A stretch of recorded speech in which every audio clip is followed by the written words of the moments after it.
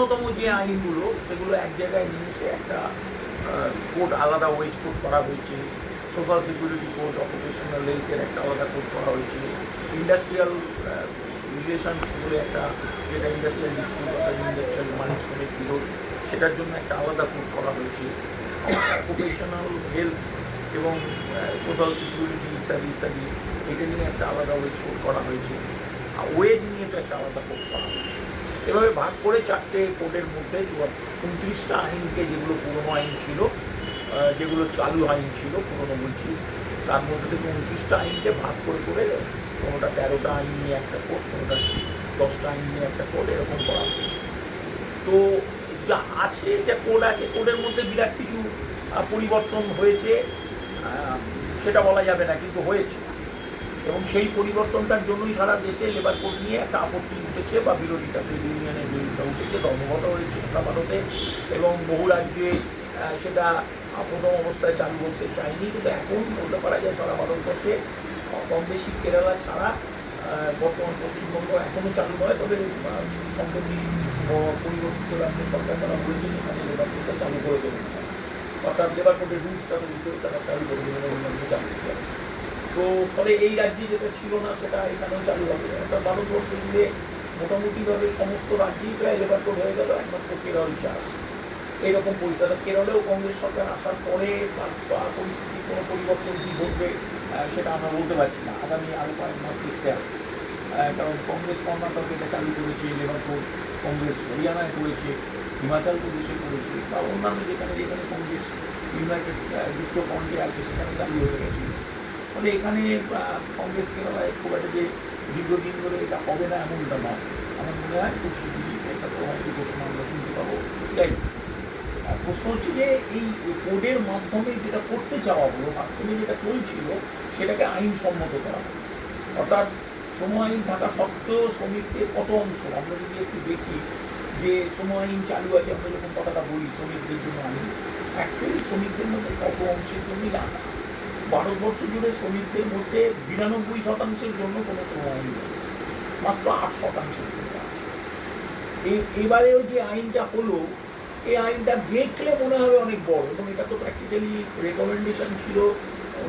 আমরা second labour commission, Rabindranath কমিশনের recommendation ছিল, বা তার আগে গজেন্দ্র একটা কমিশন, এদের দুজন 67-এ, এই দুটো কমিশনেরই রেকমেন্ডেশন ছিল যে আনঅর্গানাইজড লেবারদের ক্ষেত্রে, অসংগঠিত শ্রমিকদের জন্য, এবং যেভাবে ছড়িয়ে আছে লেবার লগুলো, তাতে বেনিফিশিয়ারির এফেক্ট পেতে অসুবিধা হয়, সেই জন্য একটা আমব্রেলা লেজিসলেশন তোমরা করবে, এটা রেকমেন্ডেশন ছিল। এখন এই আমব্রেলা লেজিসলেশনের এই রেকমেন্ডেশন ধরেই, সুপারিশটা ধরেই কিন্তু বর্তমানে লেবার কোডের জন্য, মানে অর্থাৎ আমব্রেলা লেজিসলেশন 44টা শ্রম আইন রয়েছে, সেটাকে ভেঙে ভেঙে তাকে 29টা নিয়ে এটা করা হলো।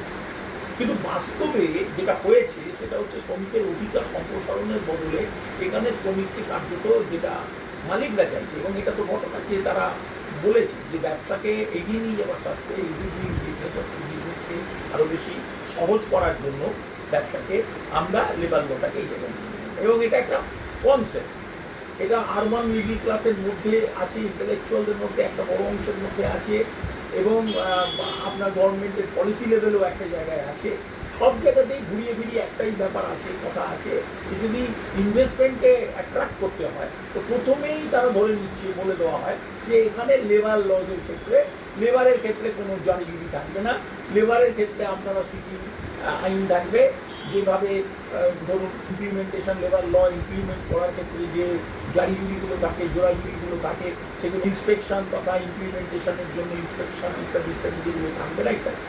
আপনারা জানেন যে এইবারের লেবার কোডে এই যে ইমপ্লিমেন্টেশনের প্রশ্নে সবটাতেই ফেসিলিটেটার করে দেওয়া হচ্ছে, অর্থাৎ লেবার কমিশনার বলে বা লেবার ইন্সপেক্টর বলে কিছু নেই, সবটাই হচ্ছে ফেসিলিটেটার। ফেসিলিটেটার মানে হচ্ছে তুমিও ভালো আমিও ভালো, দুপক্ষকে ডেকে একটা সলিউশন। এবং কোনো জায়গাতেই আগে যেটা ছিল যে ওয়েজের ক্ষেত্রে, বোনাসের ক্ষেত্রে, এবং বিশেষ করে এই দুটো ক্ষেত্রে ছিল যে আনফেয়ার লেবার প্র্যাকটিসের ক্ষেত্রে, এগুলোতে ছিল যে এগুলো ক্রিমিনাল প্রসিকিউশন, অর্থাৎ এগুলো এফআইআর। কাউকে যদি আমি বেতন না দিই তাকে সঙ্গে সঙ্গে এটাকে এফআইআর করা যায়, একটু বন্ধ করে দিতে হবে, একটু বন্ধ করতে হবে, হ্যাঁ, তাহলে এফআইআর করা যায়। এখন কিন্তু সেটা করা যাবে না। নতুন যে লেবার কোড হয়েছে সেখানে কিন্তু এইটা তুলে দেওয়া হবে, অর্থাৎ সিভিল প্রসিকিউশন করতে পারবে, কোনো ক্রিমিনাল প্রসিকিউশন অর্থাৎ ক্রিমিনাল যেটা আগে যেটা এখন ভারতীয় ন্যায় সংহিতা ইত্যাদি ইত্যাদি সেটাকে করা যাবে। একইভাবে এটা খুব গুরুত্বপূর্ণ, একইভাবে এই আইনটা কোথায় লাগু হবে, শ্রম আইনটা লাগু হবে সেটা ছিল যে 50-এর ওপর বা 100-র ওপর কারখানা থাকলে বা ইন্ডাস্ট্রি থাকলে সেখানে তোমার হচ্ছে এস্টাবলিশমেন্ট থাকলে বা প্রতিষ্ঠান থাকলে সেখানে লাগবে। এখন তা 300 কোটি, মানে বিশেষ করে ক্লোজারের ক্ষেত্রে 300 কোটি, মানে সরকারের কোনো অনুমতি দরকার না। সেখানে 100 নিতে গেলে 100 করতে গেলে 100 একটা কারখানা বা সংস্থায় যদি আমি ক্লোজার করতে চাই, তুলে দিতে চাই, তাহলে আমাকে সরকারের কাছ থেকে একটা অনুমতি দিতে হবে, এবং সরকার কোথাও সেই অনুমতি দিত না। আলোচনার মাধ্যমে বিষয়টা মীমাংসা করার সুযোগ থাকতো বা সাধারণভাবে সেখানে এখানে এবার সেটা তুলে দিয়ে 300 কোটি দিয়েছে। অর্থাৎ বেসিক জায়গাটা হচ্ছে, অনেকে মনে করছেন যে লেবার কোডের মাধ্যমে অনেক ভালো ভালো কথা বলেছে, উনি বলেছেন যে ভালো ভালো কথাটা বলেছে যে সেই ভালো কথাগুলো হারিয়ে যাবে ইমপ্লিমেন্টেশনের প্রশ্নে, কোথায় এগুলো ইমপ্লিমেন্ট হবে। যদি সেইখানে দেখা যায় সেখানে কিন্তু তলা কেটে দেওয়া হচ্ছে, অর্থাৎ গাছের যদি গোড়া কেটে দিই তাহলে গাছটা বাঁচার কোনো চান্স থাকে না। তাহলে লেবার কোডের মধ্যে দিয়ে এইটা করা হচ্ছে, খুব সুকৌশলে এটা করা হচ্ছে। এবং কি আইন পরিবর্তন আমরা জানি কারা করতে পারে, এক্সিকিউটিভ প্রপোজাল দিতে পারে, আইনসভা আইন পরিবর্তন করবে। কোনো যদি ধারা যদি পরিবর্তন করতে হয় সেটাও গভর্নরের অনুমতির সাপেক্ষে সেটা পরিবর্তন করতে হয়। এখানে স্পেসিফিক এটাও একটা অদ্ভুত আইনটা, সেই আইনের মধ্যে বলা আছে যে যে কোনো জায়গায় লেবার কোডে কোনো কিছু যদি পরিবর্তন করতে হয়, সংশোধন করতে হয়, তাহলে সেটা একজন এক্সিকিউটিভ করতে পারে। আপনি লক্ষ্য করুন একই জিনিস তারা এক্সিকিউটিভের হাতেই পাওয়ার গুন্ডা দমন করতে দিয়েছে, অর্থাৎ তারা জুডিশিয়ারিটাকে আস্তে আস্তে উঠিয়ে দিচ্ছে। যেহেতু জুডিশিয়ারি একটা ক্রিটিক্যাল স্ট্যান্ড নিতে পারে, একটা গার্ড সেফগার্ড হিসেবে কাজ করতে পারে সিভিল রাইটস, সিটিজেন রাইটস ইত্যাদি প্রশ্ন, সেই জন্য ওই জায়গাটাকে এখানে লেবার কোর্টের সবচেয়ে বড় বৈশিষ্ট্য হচ্ছে এইটা যে সেখানে কোর্ট অফ লটাকে কার্যত অস্বীকার করা হয়েছে। এবং এই যে লেবার একজনকে উচ্ছেদ করলে যে যেটা ছিল যে লেবারকে যদি আমি মানে প্রাথমিকভাবে এটা বলে নেওয়া ভালো যে আমরা যখন লেবার কোড নিয়ে মাথায় দিচ্ছি, আলোচনা করছি, দেশের সমস্ত সময় নিয়ে কথা বলি, সেটা প্রথমত কথা হচ্ছে যে ভারতবর্ষ মিলেই যদি হিসেব করে দেখি সেটা 8%। 100% শ্রমিকের মধ্যে মাত্র 8% শ্রমিক হচ্ছে সংগঠিত সেক্টর, তাদের জন্যই লেবার দেওয়া আছে। বাকি 92%-এর জন্য কোনো দেশে কোনো আইন নেই। এটা স্বাধীনতার পরবর্তী সময় তাদের জন্য যে আইনগুলো ছিল সেগুলো ভয়ঙ্কর আইন সব ছিল, তার ব্যবস্থা ছিল, বন্ডেড লেবার ছিল, শিশু শ্রমিক ছিল ইত্যাদি ইত্যাদি, যেগুলো পরবর্তীকালে 70 দশকের পর যেগুলো নিষিদ্ধ হয়েছে, যে আইনগুলো তুলে দেওয়া হয়েছে, বিক্রি করা হয়েছে ইত্যাদি। তাহলে সাধারণভাবে অসংগঠিত শ্রমিকদের জন্য কোনো আইন নেই। কিছু সোশ্যাল সিকিউরিটি ছিল, সামাজিক নিরাপত্তা, এবং এই সোশ্যাল সিকিউরিটিগুলো আলাদা আলাদা কিছু ওয়েলফেয়ার, কিন্তু যেখানে অধিকারের প্রশ্ন, সেই অধিকারের প্রশ্নে কোনো আইন কিন্তু আমাদের দেশে নেই। তাহলে প্রশ্ন যে কারখানা, ভারতবর্ষ জুড়ে মোটামুটিভাবে যা কারখানার সংখ্যা সেটা প্রায় 68,000-এর মধ্যে, 68,000। 2% of the total work population, যা ওয়ার্কিং পপুলেশন ভারতবর্ষ জুড়ে আছে, 2%। সেটা হচ্ছে কোনো কোনো কারখানার সঙ্গে বা সরকারি এস্টাবলিশমেন্টের সঙ্গে। 98%-র মধ্যে তাদের সঙ্গে কোনো যুক্ত নেই। এবং আপনি প্রত্যেকটা যদি তলিয়ে আপনি দেখেন, প্রভিডেন্ট ফান্ড, ইএসআই ইত্যাদি ইত্যাদি যতগুলো ওয়েলফেয়ার স্কিম আছে, পেনশন, আপনি যদি এগুলো দেখেন, প্রত্যেকটা ওয়েলফেয়ার ল কিন্তু 2%-এর মধ্যে বলা হয়েছে, কিন্তু কার্যত ওটা এগুলো। কারণ এখানে একটা আমার বক্তব্য হচ্ছে যে যারা দেবে বেশি, তা নেবে কম, তাদেরকে যুক্ত করো, তাহলে লাভ আছে। এবং সেই জন্যই ফান্ডগুলো ক্রমশ আস্তে আস্তে বিরাট করে দিয়েছে। প্রভিডেন্ট ফান্ডে বিপুল টাকা গভর্নমেন্টের কাছে, ইএসআই বিপুল টাকা, মানে স্যাচুরেট করে গেছে, এমন এমন অবস্থা, হাজার হাজার লক্ষ লক্ষ কোটি টাকা পড়ে আছে। ঠিক সেইভাবে ভারতবর্ষের বুকে যদি দেখা যায়, পশ্চিমবঙ্গের মধ্যে যদি দেখা যায়, তাহলে পশ্চিমবঙ্গে 2,95,00,000 প্লাস সেন্সাস অনুযায়ী হচ্ছে পশ্চিমবঙ্গের টোটাল কর্মজীবী মানুষ 2,95,00,000। তার মধ্যে 70 লক্ষ হচ্ছে, 35 লক্ষ হচ্ছে প্রান্তিক, আর 35 লক্ষ হচ্ছে অর্গানাইজ সেক্টরের হচ্ছে মহিলা, নারী কর্মী, আর বাকি 2,85,25 লক্ষ হচ্ছে পুরুষ। ভেরি ইন্টারেস্টিং হচ্ছে 2,95,00,000 মধ্যে যদি দেখেন আপনি এই 1,72,75 লক্ষ, ওটাকে আপনি ধরে নিন 70 লক্ষ লোক, 1,70,00,000 হচ্ছে আপনার হচ্ছে কোনো না কোনোভাবে আপনার অর্গানাইজ সেক্টরের নয়, এটা হলো আনঅর্গানাইজ। অর্গানাইজ সেক্টরে 20 থেকে 25 লাখ, এই 25 লাখের মধ্যে আধা সরকারি আপনার থেকে শুরু করে আপনার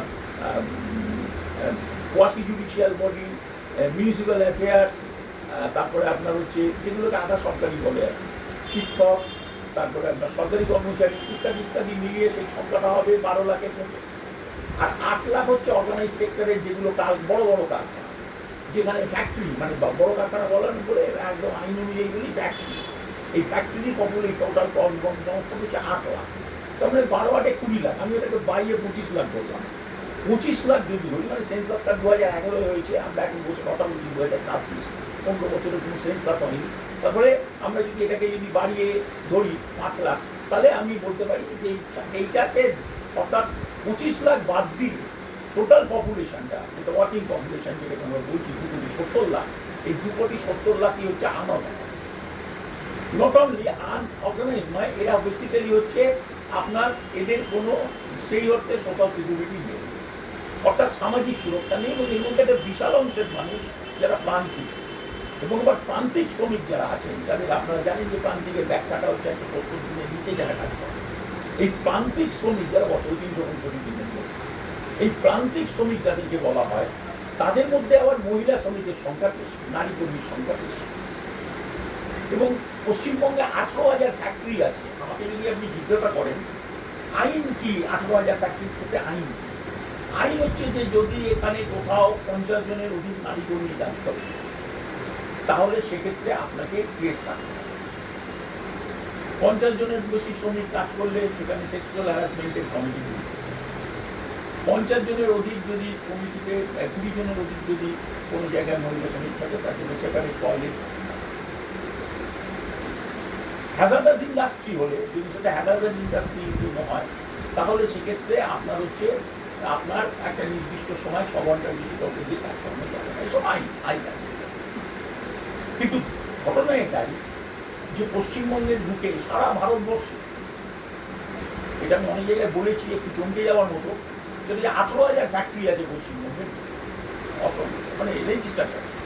নন রেজিস্টার্ড ফ্যাক্টরি তো 72% টোটাল বা যা আমাদের ফ্যাক্টরি, তাতে 72% আনরেজিস্টার্ড। আমি রেজিস্টার্ড ফ্যাক্টরির কথা বলছি, কারণ যেটা সংখ্যা 18,000, কারণ আনরেজিস্টার্ড কত সেটা আমি আর গণতির মধ্যে নেই, এবং সেটা সরকারি হিসেবে। এই রেজিস্টার্ড ফ্যাক্টরি যে 18,000 আছে, এই 18,000 ফ্যাক্টরি কোথাও পশ্চিমবঙ্গের বুকে কেস নেই। আপনি যদি রাজস্থানে যান তো 3,000 কেস পাবেন, ফ্যাক্টরিতে 3,000 কেস পাবেন, 400, 300, 200 আমাদের এই ফিগারগুলো আছে, কিন্তু পশ্চিমবঙ্গ হচ্ছে জিরো। পশ্চিমবঙ্গের কোনো ফ্যাক্টরিতে কোথাও কোনো কেস নেই। কিছু কেস আছে, 400-র মতো কেস আছে, 300-র মতো কেস আছে, সেটা মূলত চা বাগানে বলা।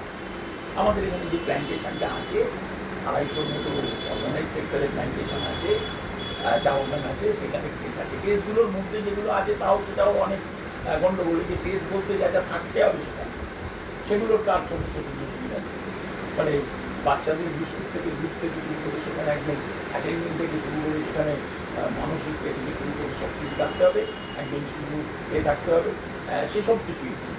কিন্তু যাই হোক, তারা বলছেন, দাবি করছেন, এই দাবির জায়গাতেই যদি ধরি, সেটাকে যদি সত্যি বলে মেনে নিই, তাহলে পশ্চিমবঙ্গের বেশিরভাগ জায়গাতেই এই কেস নেই, অর্থাৎ 50 জনের বেশি।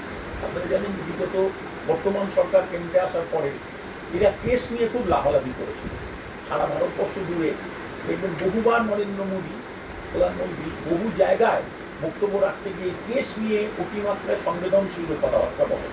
মন কি বাত প্রদান প্রচুর করেছে এটা নিয়ে, এই কেস নিয়ে কথা বলেন। কিন্তু ভারতবর্ষের বুকে আপনার কেসের ক্ষেত্রে একটা নতুন আইনও তৈরি হয়েছে, আপনারা জানেন যে সেটা হচ্ছে পালনা।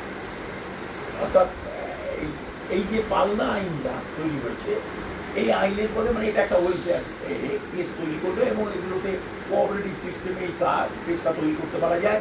এবং সেখানে ওই জন্য আপনার সেলফ হেল্প গ্রুপ আছে, এবং সেলফ হেল্প গ্রুপের মাধ্যমে করা যায় ইত্যাদি ইত্যাদি।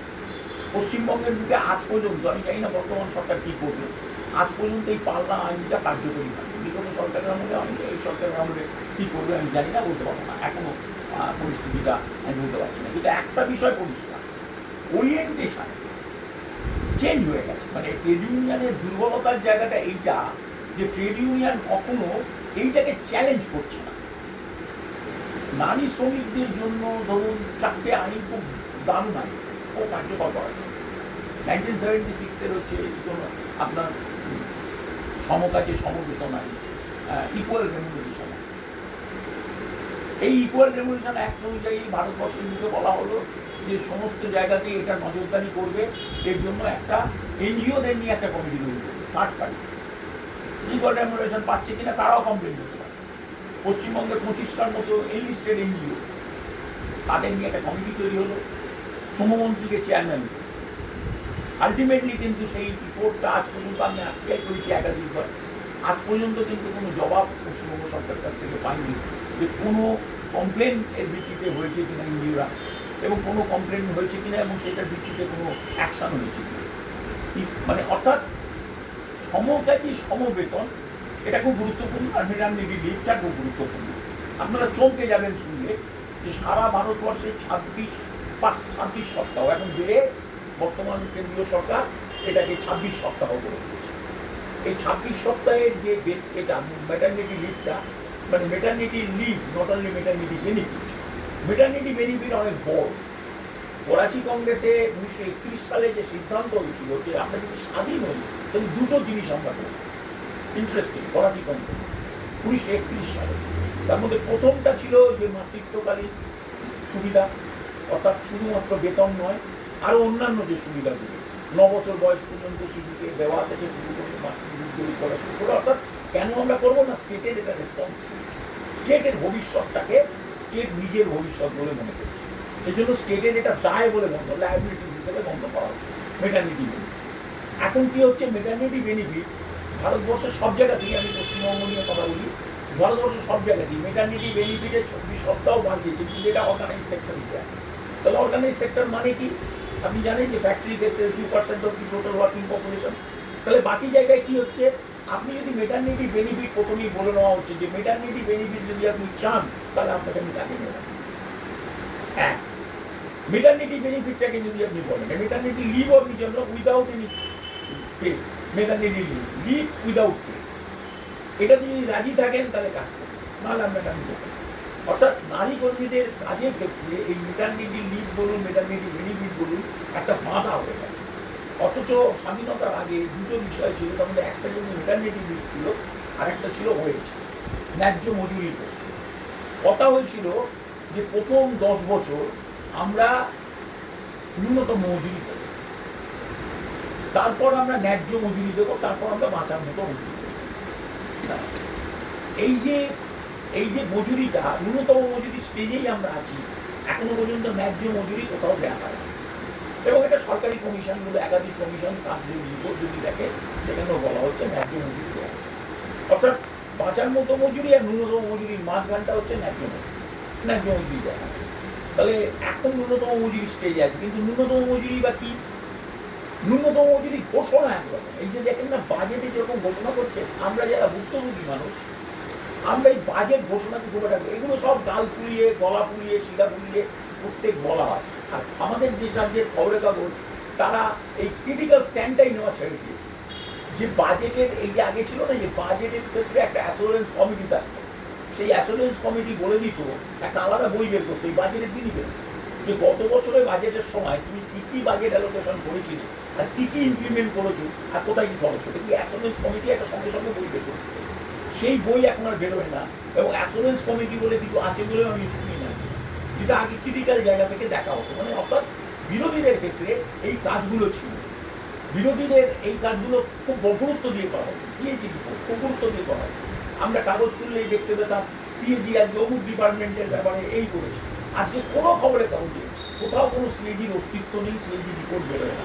কোনো সাংবাদিক কাউকে আমি দেখি না যে সিএজি রিপোর্ট নিয়ে চর্চা করে আর সিএজি রিপোর্ট দেখে। আমরা প্রিন্ট ভার্সান নিয়ে যে বহুবার লেবার ইস্যুতে, স্ট্যান্ডিং কমিটির লেবার ইস্যুতে আমাদের এই লাইব্রেরিতেই আছে। যাই হোক, যেটা বলছিলাম, এই যে সোশ্যাল সিকিউরিটির গল্প বাজেটে বলা হচ্ছে, তার আমি একটি ছবি রাখছি আপনাদের বিচ্ছিন্নভাবে, পরে প্রশ্নগুলো আমি নেব বক্তৃত্বভাবে। আমি যখন দেখি যে আজকে যে কথাগুলো বলছেন, আপনি লক্ষণীয়ভাবে দেখবেন এই যে ব্যবসাকে বাড়ানোর জন্য ইনভেস্টমেন্টের প্রথম শর্ত, প্রত্যেকটা লোক, সেদিন বুদ্ধদেব ভট্টাচার্য, পরবর্তী মমতা বন্দ্যোপাধ্যায় এবং আজকে শুভেন্দু, আমি অন্তত এই 3টে শাসনকে এবং 4 নম্বর 72 সালের শাসনটাকেও আমি কিছুটা দেখেছি। কিন্তু এই শাসনগুলো না একটা অদ্ভুত ইনভেস্টমেন্টকে আকর্ষণ করার জায়গা বলে, চিপ লেবার। এবং আমার এখানে আপনার কোনো অসুবিধা হবে না, লেবারের দিক দিয়ে কোনো অসুবিধা হবে না। এবং এরকম গর্বের সঙ্গে বলে যে লেবার ম্যান্ডেট ধর্মঘটে কম হচ্ছে। আপনি দেখবেন শেষের দিকে মমতা বন্দ্যোপাধ্যায় বলতেন যে লেবার ম্যান্ডেট লস, যেটাকে আমরা বলি আপনার শ্রম দিবস নষ্ট বাংলা কথায়, সেই শ্রম দিবস নষ্ট ধর্মঘটে অনেক কম হয়েছে, প্রায় 0।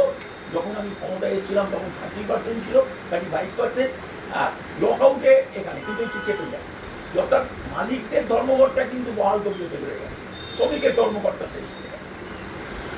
এবং এই যে ইনভেস্টমেন্টকে আকর্ষণ করা হচ্ছে, একটা বাতাবরণ তৈরি করেছে, সেটা মূলত এই গদি মিডিয়া থেকে শুরু করে সর্বত্র, যে কারণে তারা এই লেবার কোডটার ব্যাপারেও বারবার বলছে ইজি ডুইং বিজনেস, বিজনেসের জন্য কীভাবে বিজনেসকে অ্যাট্রাক্ট করা যায়, ইন্সপেক্টর রাজকে কীভাবে খতম করা যায়, লেবারদের এই চাহিদাগুলোকে কীভাবে সরিয়ে রেখে কীভাবে ইনভেস্টমেন্টকে আরও এগিয়ে দিয়ে যায়।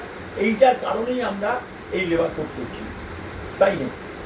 ভারতবর্ষের বুকে লেবারদের কী কী পয়সা জমা আছে সরকারের কাছে, এটা জানা দরকার।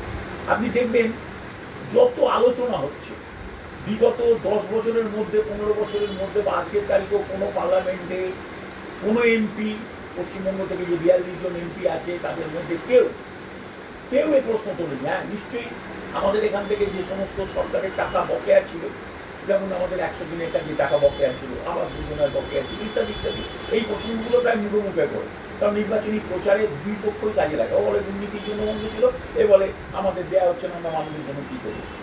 কিন্তু এইটা তো বাস্তবতা। এটা হচ্ছে সবচেয়ে গুরুত্বপূর্ণ যে ভারতবর্ষের বুকে যে বাজেটে তুমি বলেছো এবং সুপ্রিম কোর্টে প্রশ্ন তুলেছে, এই নির্মাণ শ্রমিকের শেষ থেকে আপনারা জানেন যে 36,000 কোটি টাকা, 36,000 কোটি টাকা সরকারের কাছে। এমনকি সুপ্রিম কোর্টে প্রশ্ন তুললো যে এই যে বাকি যে 20,000 কোটি টাকা তোমরা বলছো, তোমাদের দপ্তর, কেন্দ্রীয় সরকারের বলছি, শ্রম দপ্তর বলছি যে তোমরা অর্থ দপ্তর যে তোমরা বলছো এই 20,000 কোটি টাকা তোমরা কি চাকে অফিসাররা এই টাকাগুলোকে শেষ করে দিয়েছো? কোথায় রেখেছো এই টাকা? 20,000 কোটি টাকাটা কোথা থেকে তুমি তোমরা তুলি, কীভাবে এলো? আপনারা জানেন যে 1% শেষ করে এই টাকাটা পড়বে, আমরা তুলেছি। কারণ টাকা তোলার ব্যাপারে কোনো খামতি নেই, কিন্তু খরচের ব্যাপারে এই তারা খরচ করেছে। এই যে গত আপনার প্রায় 20 বছর এই টাকাটা তোলা হচ্ছে, আপনারা জানেন যে 2000 সাল থেকে তোলা হচ্ছে। এবং এইটা তোলে আজকের তারিখে সেটা প্রায় 36,000 কোটি টাকা জমা করেছে। 6,500 কোটি টাকার মতো খরচ হয়েছে বাস্তবে, 6,500 কোটি। অর্থাৎ প্রায় 30-31,000 কোটি টাকা ভারত সরকারের কাছে এইটা বাবদ জমা, এটা শ্রমিকের টাকা। তার জন্য নির্মাণ শ্রমিকদের জন্য এটাকে ব্যয় করার কথা ছিল, এটা নির্মাণ শ্রমিকদের টাকা। দ্বিতীয় আসি হচ্ছে সোশ্যাল সিকিউরিটি বাবদ, খুব গর্ব করে এরা বলে সামাজিক সুরক্ষা। আপনারা জানেন যে সামাজিক সুরক্ষা বাবদ যে টাকা বাজেট বরাদ্দ করা হয়েছিল, আমি রাজ্যের কথা বলছি, আমি কেন্দ্রের কথা বলছি, সামগ্রিক ছবিটা বলছি, সারা ভারতবর্ষের যত কোটি টাকা এর জন্য বরাদ্দ করা হয়েছিল তার মধ্যে 18,000 কোটি টাকা এর জন্য বরাদ্দ করা হয়েছিল, মাত্র 1,400 কোটি টাকা এর জন্য খরচ করা হয়েছিল। অনলি 1,400 কোটি টাকা মাত্র খরচ করা হয়েছিল। এবং যে রাষ্ট্র, আপনারা জানেন যে রাষ্ট্রীয় বীমা যোজনা বলে যেটা RSY বলে, যেটা RSBY, রাষ্ট্রীয় বীমা যোজনা বলে শ্রমিকদের জন্য একটা করা হয়েছিল, অনার্গানাইজ সেক্টরের জন্য ভারতবর্ষ জুড়ে এটা ব্যাপক প্রবন্ধটা করা হয়েছিল রাষ্ট্রীয় বীমা। এই রাষ্ট্রীয় বীমা যোজনার জন্য 140 কোটি টাকা ভারত সরকার রেখেছিল 1 বছর। সেই টাকা থেকে মাত্র 1 কোটি টাকা খরচ হয়েছে রাষ্ট্রীয় স্বাস্থ্য বীমা যোজনা। এবং এটা একটা মানে খুব গভীর এর ব্যাপার যে যেখানে শ্রমিকদের বিষয় আছে, যেখানে শ্রমিকদের বিষয় আছে, যেখানে শ্রমিকদের অধিকারের প্রশ্ন আছে, তাদের প্রাপ্তির প্রশ্ন আছে, সেই জায়গাতেই ব্যাস এই যে কাল গল্পগুলো মারছে তারা, বাজেটে রেখেছি, বাজেটে রেখেছি, বাজেটে রেখেছি, অন্যগুলোর কথা আমি বলছি না, অন্যগুলো অন্য আলোচনার বিষয়। শ্রমিকদের জন্য কিন্তু প্রশ্ন হচ্ছে যে ট্রেড ইউনিয়ন এগুলো জানে না, ট্রেড ইউনিয়ন এগুলো ভালো করে জানে। আমাদের রাজ্যে, আমাদের দেশে আমাদের দুর্ভাগ্য হচ্ছে যে স্বাধীনতার পরে যে ট্রেড ইউনিয়নকে আমরা পেয়েছি, আপনারা জানেন যে একটা ঐতিহাসিকভাবে একটা সত্যি যে আমাদের দেশে, বিশেষ করে বাংলায়, সারা ভারতেও তাই, আমাদের রাজ্যে ভারতবর্ষের বুকে আমাদের যে এখানে যে প্রথম ট্রেড ইউনিয়ন তৈরি হয় ওয়ার্কিং মেন্স অ্যাসোসিয়েশন নাম দিয়ে, সেটা যেই আমরা যেই অফিসটা করেছি তার নামে শশীপদ বন্দ্যোপাধ্যায় প্রথম হয়। তিনি ব্রাহ্ম সমাজের একজন মানুষ ছিলেন, একজন সংস্কারবাদী মানুষ ছিলেন। তিনি এই ইউনিয়নটা অ্যাসোসিয়েশনটা তৈরি করেছিলেন এবং তখন ট্রেড ইউনিয়ন বলতে কিছু ছিল না। তিনি প্রথম সঙ্গী বলে একটা পত্রিকা বের করেন, তখনকার সময় 1 আনা দাম ছিল এবং 15,000 ছাপা হতো এই সঙ্গী পত্রিকা। তখন তো রাস্তাঘাট ছিল না। তিনি বরানগরের যে কামারহাটি জুটমিল, বরানগরের জুটমিল, এগুলো এই জুটমিলের শ্রমিকদের তিনি নৌকোয় করে প্রত্যেক সপ্তাহে সাপ্তাহিক নৌকোয় করে বেরিয়ে তিনি ওই থেকে ফেরি করতেন, ফেরি করে বিক্রি করতেন। মানে কারা এই শ্রমিকদের সংগঠিত করার জায়গায় তৈরি হচ্ছে, কারা সংগঠিত এই মানুষকে সংগঠিত করেছে, খুব ইন্টারেস্টিং ব্যাপার। কমিউনিস্টরা নেই কিন্তু পিছনে। আমি এই কথাগুলো বলছি এইখান থেকে দাঁড়িয়ে যে আপনারা জানেন যে সিআইটিউর ভাইস প্রেসিডেন্ট এবং আমিটু এবং আমাদের অত্যন্ত প্রিয় মানুষ সুরেন্দ্রা, তার লেখা একটি বই আছে। তিনি কলকাতা জেলা আনডিভাইডেড পার্টি কলকাতা জেলার জেনারেল সেক্রেটারি ছিলেন, কলকাতা জেলার সেক্রেটারি ছিলেন। দলিতল চলে যাচ্ছেন আর বিভিন্ন তখন দায়িত্ব নিচ্ছেন। বিভিন্ন পরে কৃষ্ণ ঘোষ কলকাতা জেলা সেক্রেটারি হন কমিউনিস্ট পার্টি। সেই বীরেন রায়, তার ডাক নাম ছিল ভোলাদা, তিনি একটা বই লিখেছেন। সেই বই লিখেছিলেন আর কি। সেই বইতে তিনি এই কথাগুলো যেগুলো লিখেছেন সেটা পরবর্তীকালে ইংরেজিতেও তিনি জনগণ কমিটিতে ইংরেজিতে এই কথাগুলো লিখেছেন। তো তিনি বলেছেন এই কথাটা যে ভারতবর্ষের বুকে এটা লক্ষণীয়ভাবে দেখার মতো বিষয়। উনি খুবই আক্ষেপ করে বলেছেন যে কমিউনিস্টরা এখানে কোনো ট্রেড ইউনিয়ন তৈরি করে, যেমন চীনে কমিউনিস্টরা ট্রেড ইউনিয়ন করতে শিখিয়েছে, মানুষকে সংগঠিত হতে, শ্রমিকদের সংগঠিত হতে শিখিয়েছে কমিউনিস্টরা চীনে। তার ফলে ট্রেড ইউনিয়নের জন্মলগ্ন থেকে কমিউনিস্টরা, ট্রেড ইউনিয়নের জন্ম থেকে কমিউনিস্টরা আছে। ভারতবর্ষে সেটা নয়। আপনারা জানেন যে লোখান বলা হচ্ছে ভারতবর্ষের বুকে বম্বেতে যে স্ট্রাইক হয়, বিপ্লবের স্ট্রাইক এবং একাধিক স্ট্রাইক, যেটাকে দেখে লেনিন বলেছিলেন যে ভারতবর্ষে বিপ্লব আসন্ন। কারণ এত ধর্মঘট হচ্ছে। আপনারা জানেন যে 1917 থেকে 1920 এই সময়কালটায় ভারতবর্ষের বুকে কয়েক হাজার ধর্মঘট হয়েছে, মানে ওয়ার্কার্স স্ট্রাইক হয়েছে এবং তার মধ্যে সর্বোচ্চ বেশি ছিল পশ্চিমবঙ্গ, বাংলা, তদানীন্তন আনডিভাইডেড বঙ্গবেঙ্গল, বাংলা এবং মহারাষ্ট্র, বম্বে। মহারাষ্ট্র বলে তখন ছিল না, তখন বম্বে ছিল, বম্বে প্রেসিডেন্সিয়াল। তো এই বম্বেতে ছিল এই ধর্মঘট ছিল। দ্বিতীয় যে ইউনিয়নটা, প্রথম এটা 1920 সালে, আপনি জানেন যে কমিউনিস্ট পার্টি গঠন হওয়ার আগে বামপন্থীরা ট্রেড ইউনিয়ন করে। সেই ট্রেড ইউনিয়নের নাম হচ্ছে AITUC। 1920 সালে 100 বছর পেরিয়ে গেল, 105 বছর চলছে। 1925 সালে কমিউনিস্ট পার্টি তৈরি হয়, তারও 5 বছর পর। ভারতের কমিউনিস্ট পার্টির জন্ম, যে বিতর্ক আছে, কিন্তু যত বিতর্কই থাকুক, আমি একদম যে বিতর্ক যেখানে নেই সেটা হচ্ছে 1925 সালে জন্ম, কারা জন্ম নিয়েছিল সেই নিয়ে বিতর্ক আছে, কিন্তু 25 সালে যে জন্ম সে নিয়ে এগুলো বিতর্ক নেই। তো 25 সালে যদি হয় তাহলে 5 বছর বাদ। এবং এই যে কমিউনিস্ট পার্টি যে ট্রেড ইউনিয়নটা গঠন করেছিল, তখন কিন্তু এই ট্রেড ইউনিয়নে সবাই ছিল, বাম ডান সবাই ছিল। হ্যাঁ, সন্তোষ কুমারী কমিউনিস্ট ছিলেন, তিনি চিত্তরঞ্জন দাসের একজন শিষ্যা ছিলেন, সেই অর্থ করতে গেলে। অনেকেই ছিলেন AITUC-তে, যারা তদানীন্তন সময় যারা তৈরি ছিল, রাজপথ রায়ের মতো লোক ছিলেন, যারা বেসিক্যালি দক্ষিণপন্থী ছিল মানুষ। কিন্তু তখন একটা ধারণা তৈরি করা হয়েছিল প্রথম দিকে পিসি বসি এবং প্রমুখরা মিলে, সেটা হচ্ছে যে ট্রেড ইউনিয়ন সবাই মিলে গঠন করা।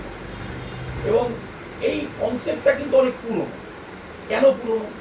আমি শশীপদ বন্দ্যোপাধ্যায়ের কথা বলছি এই কারণে যে শ্রমজীবী পত্রিকা তিনি যখন তৈরি করেন, তখন তো আশেপাশে কোথাও বামপন্থার কোনো ছবি নেই, তো সংস্কার না। এবং মূলত হচ্ছে ব্রাহ্ম সমাজের, যারা ব্রাহ্ম সমাজের লোক তারাই সংস্কার এই পত্রিকা করছে এবং তারা মেডে তখন তৈরি হয়নি। ওই সময় মেডে তখনও তৈরি হয়নি, এটা আমি বলছি 1839 থেকে 1843 সময় মেডে তখন হয়নি। সেই সময় কিন্তু ওই বিশ্বকর্মা পুজোর দিন যে সমস্ত টুলসগুলো এই সমস্ত জুট মিলের ওয়ার্কার থেকে শুরু করে এই ওয়ার্কাররা ব্যবহার করেন, সেইগুলো নিয়ে তারা র্যালি করছিল। হ্যাঁ, বিশ্বকর্মা পুজোর দিন ওয়ার্কার্সদের নিয়ে কোঅপারেটিভ তৈরি করছে, বরানগরে জুট মিলদের, আমাদের জুট মিলের ওয়ার্কারদের নিয়ে কোঅপারেটিভ তৈরি করছে। অর্থাৎ এইভাবে, এবং তখন তো জানেন সূর্যোদয় থেকে সূর্যাস্ত কাজ করা ছিল। এবং এটাও জানা আছে নিশ্চয়ই আপনার ঐতিহাসিক কাজ, আমাদের অমীয় বাগচি আগে রঞ্জিত দাসগুপ্ত করেছিলেন, যে বাঙালি শ্রমিকরা জুট মিলে কাজ করতে এসেছিল। 5-7 বছর বাদে তারা ফিরে যায়। 1870-এর পরে বাঙালি শ্রমিকরা ফিরে যায় ফিরে যায় এই কারণে যে এই প্রচণ্ড পরিমাণে লেবারটা তারা গ্রহণ করতে পারে। তারা গ্রাম থেকে এসেছিল, মূলত বাউলিয়া ওই অঞ্চলটাতে জুটমিলগুলো তৈরি হয় গঙ্গার ওপারে।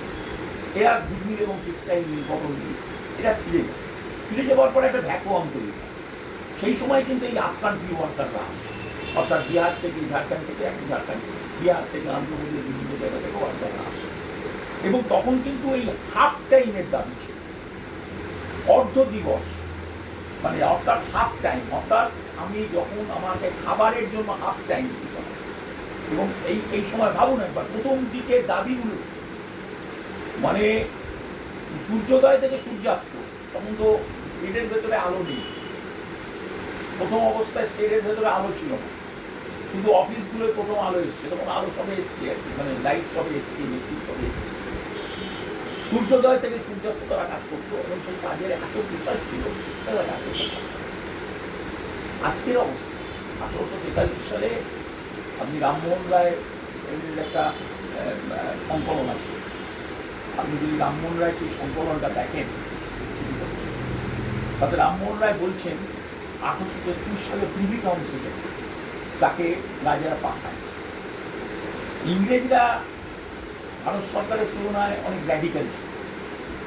ভারতবর্ষ সম্পর্কে তারা তখন কিন্তু ইন্ডিয়া কোম্পানি, ভারতবর্ষে এই শ্রমিকদের এই হাল হকিকত নিয়ে বম্বে, কলকাতা, পশ্চিমবঙ্গ, মানে তখন কলকাতা, এইসব জায়গায় তার শ্রমিকদের নিয়ে নানান অভিযোগ তাদের কাছে যেতে থাকে।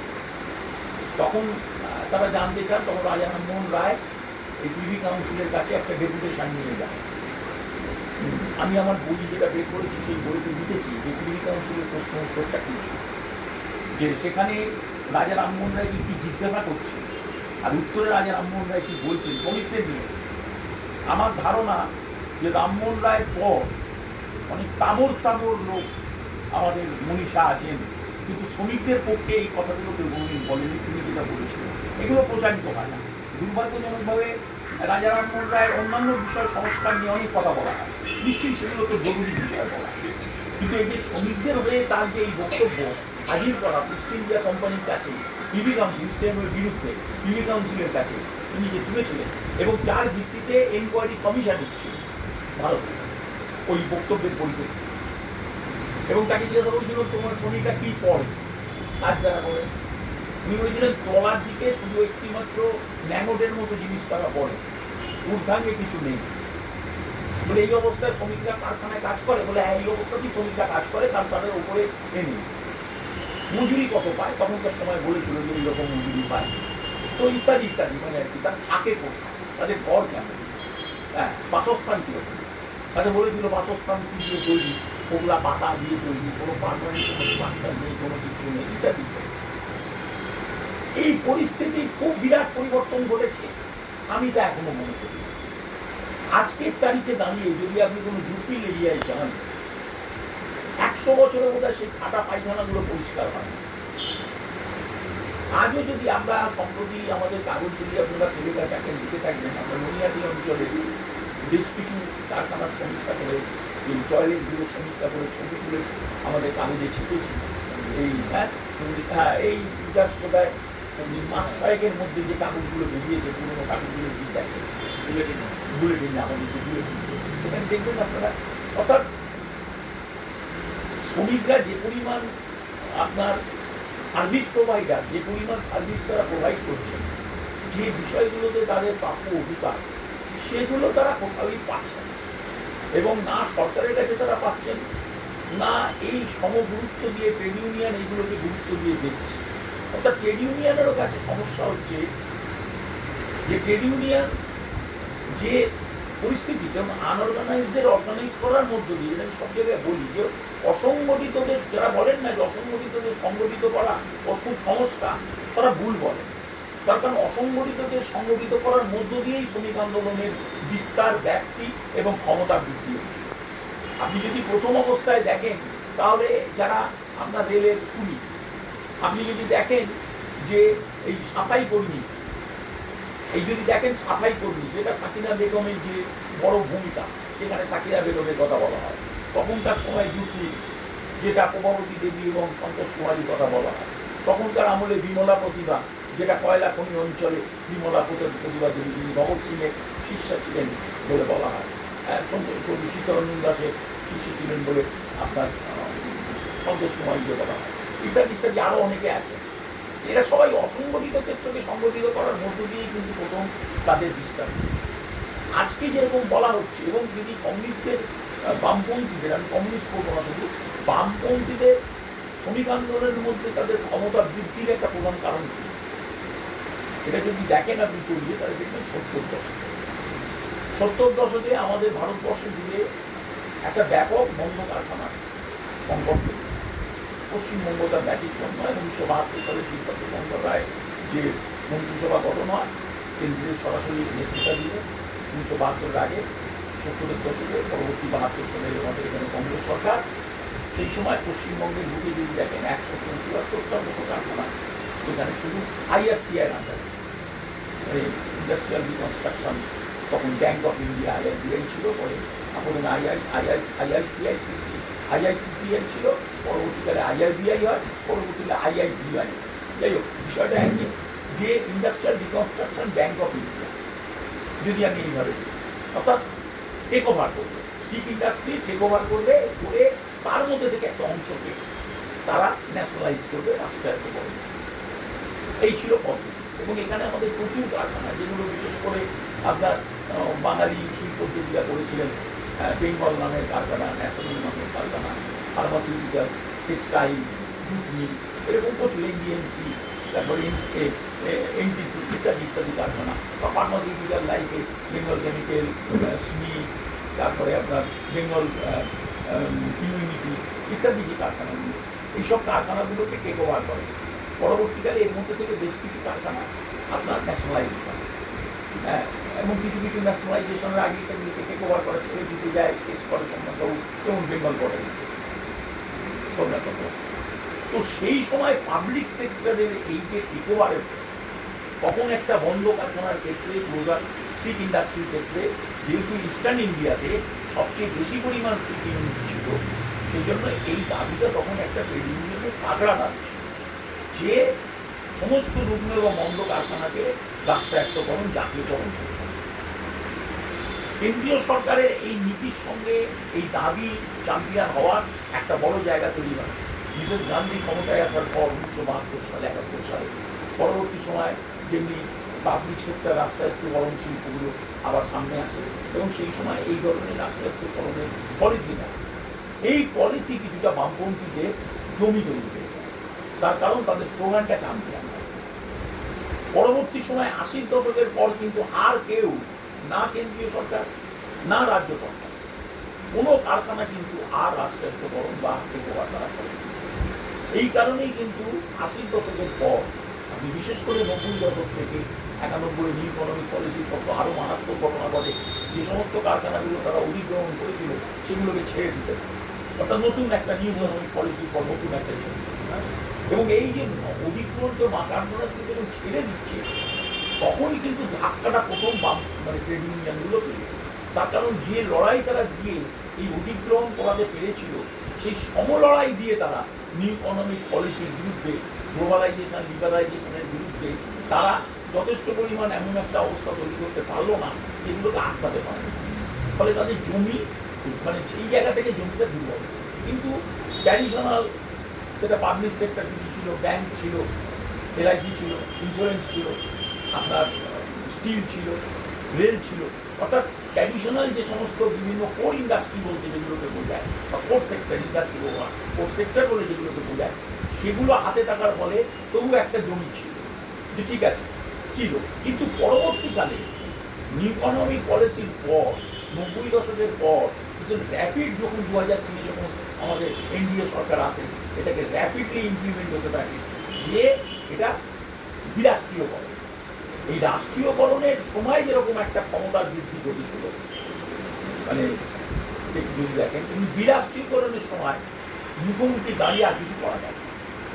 আমি তখন বহু ট্রেড ইউনিয়ন নেতার সঙ্গে দীর্ঘ সময় অল ইন্ডিয়াতে বিভিন্ন জায়গায় রিপ্রেজেন্টেশনটা দিতাম, এবং আমি অল ইন্ডিয়াতে বহু মিটিং অ্যাটেন্ড করেছি। সেই সময় আমি দেখেছি কেন্দ্রীয় ট্রেড ইউনিয়ন এবং নাগরিক মঞ্চের প্রতিনিধি হিসেবে আমি একাধিক জায়গায় ট্রেড রিপ্রেজেন্টেশন করেছি, দেখেছি যে অল ইন্ডিয়া লেভেলেও এটা প্রশ্ন ছিল তখন, এটা রিমুভ হোক না। কি করলে এটাকে রোখা যায়। খুব ইন্টারেস্টিং হচ্ছে যে এটাকে রোখা যায়। এখন সমস্যা হচ্ছে যে এই যে শ্রমিকদের জন্য পরবর্তীকালে যে প্রলেপ লাগা হচ্ছে, মিসেস গান্ধীর বিরুদ্ধে অনেক অভিযোগ আছে, মন দিয়ে শুনবেন যে মিসেস গান্ধীর বিরুদ্ধে অনেক অভিযোগ আছে। আমার কথাগুলোকে ভুলভাবে নেবেন না। সেটা হচ্ছে যে জরুরি অবস্থার মতো ওইরকম একটা ভয়াবহ ঘটনা মিসেস গান্ধী ঘটিয়েছে।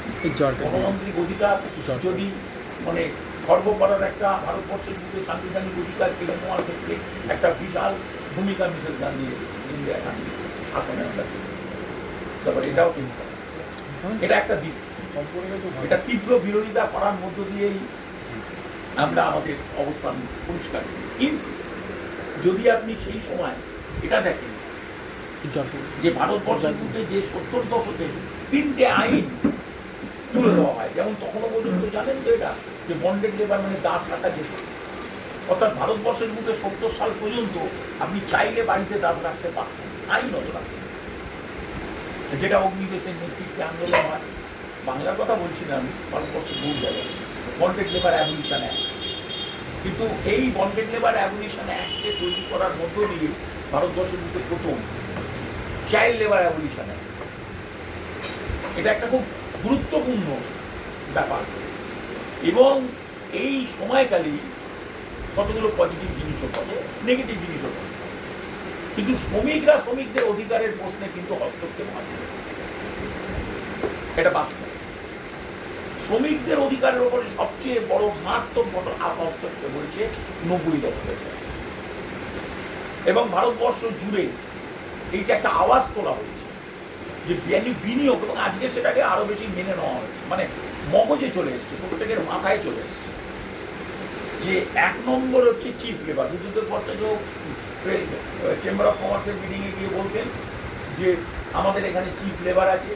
মমতা বন্দ্যোপাধ্যায় তথাকথিত কি একটা সম্মেলন করতো, সেই সম্মেলনে গিয়ে ওনার প্রধান বিষয় ছিল তুলে ধরা এখানে চিফ লেবার পাওয়া যায়।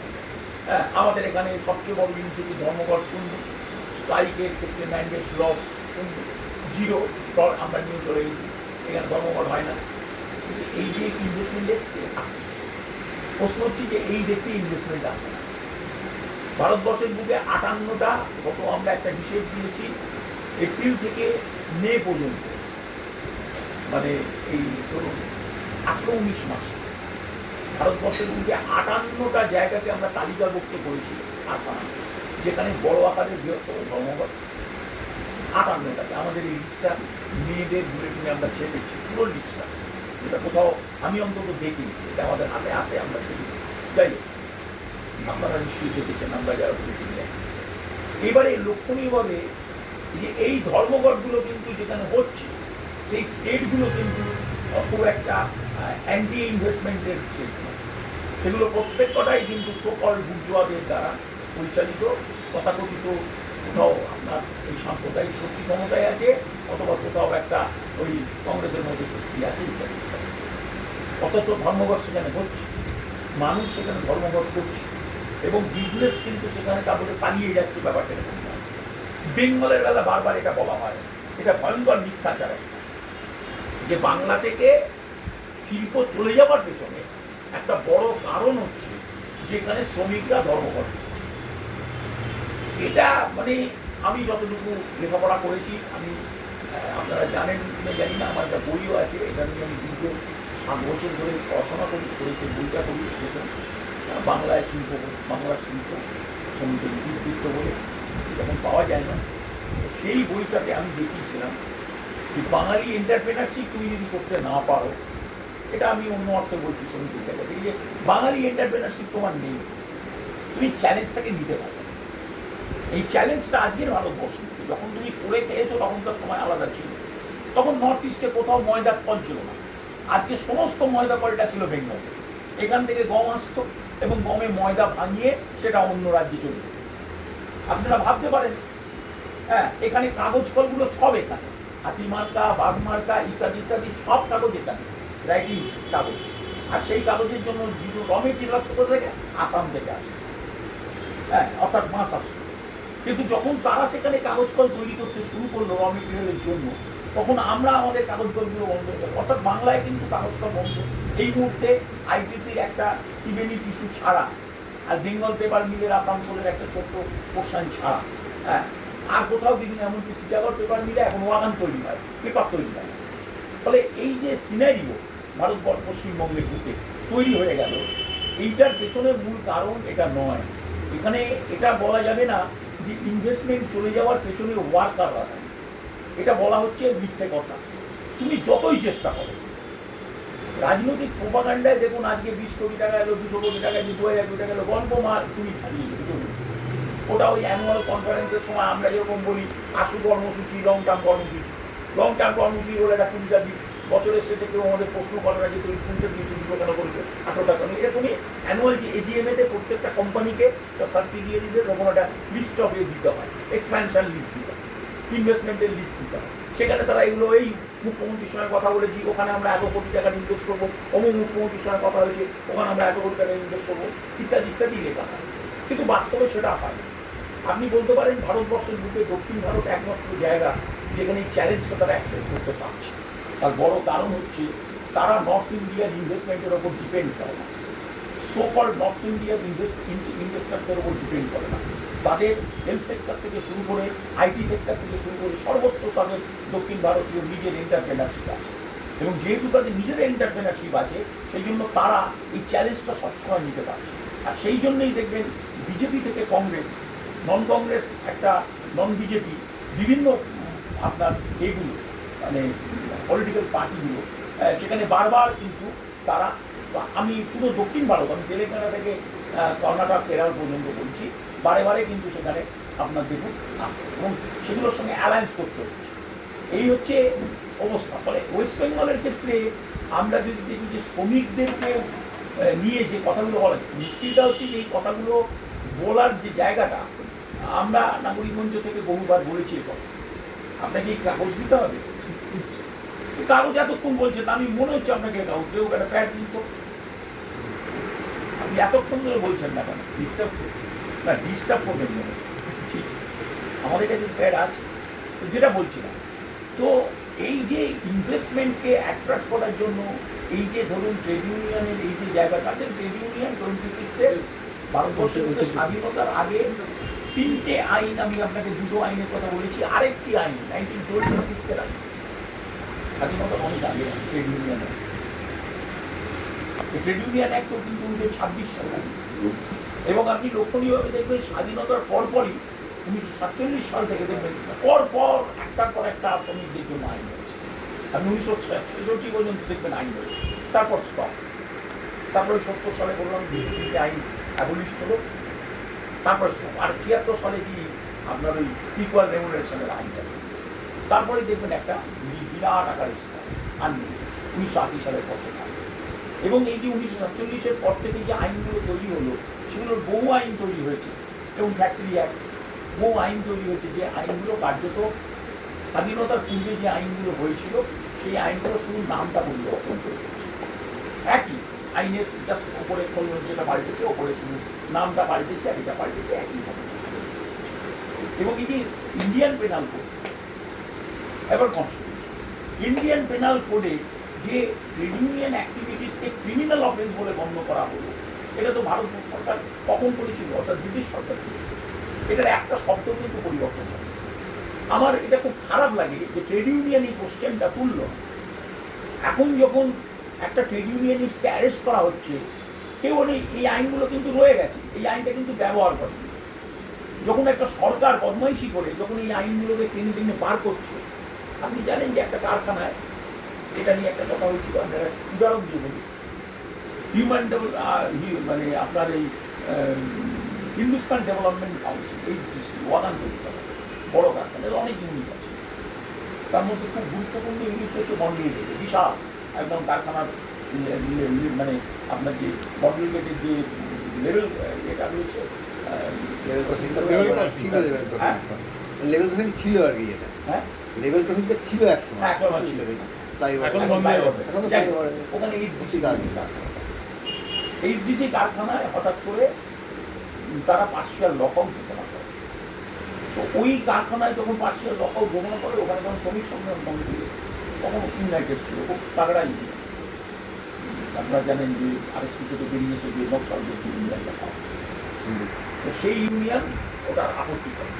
ওখানে দুটো ইউনিয়ন আরএসপিতে যেহেতু করতো, ওই আরএসপিটা ভেঙে ওই চব্বিশ নম্বর ইউনিয়নটা আমার আরএসপি নেতা আরএসপি ইউনিয়নটা রয়েছে। আর কাউন্সিলরটা ওখানে আরএসপি, এমএলএরাও তখন আসছে, লোকালিও তখন মানে বামফ্রন্টের সময়। আমাকে ওরা যোগাযোগ করে, ওরা অলরেডি বলতে শুরু করে দেয় বেআইনি এই পার্সিয়াল লকআউট হয় না ইত্যাদি। তাই বললাম আপনারা ইন্ডাস্ট্রিয়াল ডিসপিউট একটা কখনো তুলে পড়েন, আপনাদের দেখা উচিত ছিল।